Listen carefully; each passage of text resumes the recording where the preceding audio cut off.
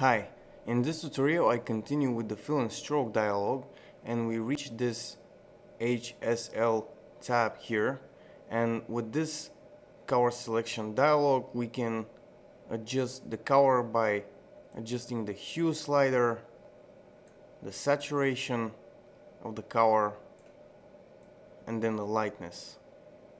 And also again we have an alpha here, which we can make the object on full opacity or transparent.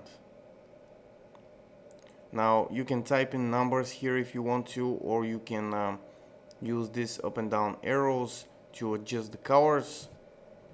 Let's move to the next tab, CMYK, and here we can select colors by mixing the amount of cyan, magenta, yellow and black, and again we have the alpha here. We have it, by the way, in every single one of these, as you can see that.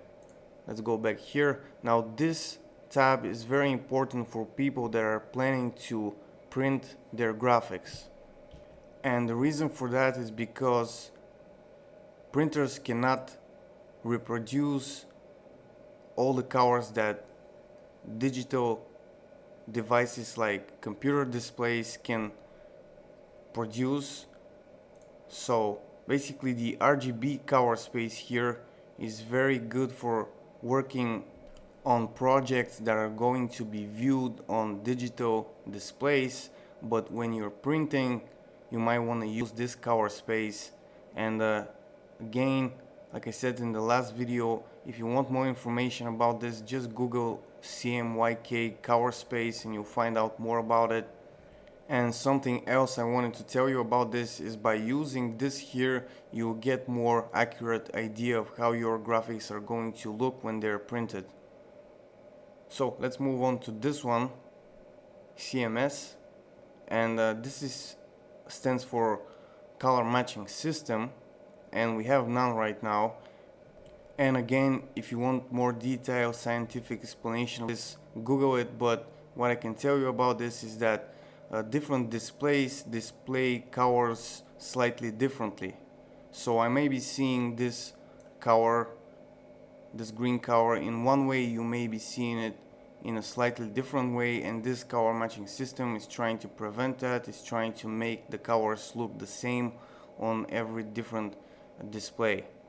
Now let's move to the wheel, which is my favorite way to select colors. Now by grabbing this over here and rotating it, you are basically rotating and sliding through the hue, which if you want to see as a slider, we can go back here, and this is our hue slider. Here it's in the form of the wheel, and this one over here we can grab this circle, move it. Also we can click in different places to select colors, and if you grab this and move it to the left side here, you see that you have a very saturated bright color, and if you move it down to the left corner, you'll see that the color is becoming slightly darker until it becomes black. And the reason that this is not entirely black right now is because this opacity here is not 100%. You can see that now. And this side, the right side here, the color slightly becomes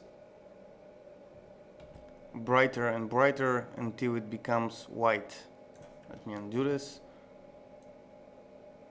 And over here you see you can select kind of a gray color, and I'm going to undo this again. It's a very convenient way to select colors. Again, we have the alpha here. Also we have this code. I often, when I find some good color that I use for my vector graphics, I often just copy this code and then I paste it somewhere, save it, and use it later in my tutorials. Now this one here, blur, this will blur the object, but I want to show you something about this. If you after that apply a filter, let's say this noise transparency filter here, and let's say you decide you want to remove the filters and go ahead and select remove filters, this will also get rid of the blur. So have that in mind, that this is actually a filter here, and when you remove your filters you also remove the blur. And you can control it with the slider. You can type in a number or use these up and down arrows. And again, the opacity here, you can make the object more transparent using this option. So that's it for this tutorial, and in the next one I'm going to again continue with the fill and stroke, because there is a lot more to cover here. And I hope this was useful. If it was, subscribe, like the video, leave a comment. That's it for now. Bye.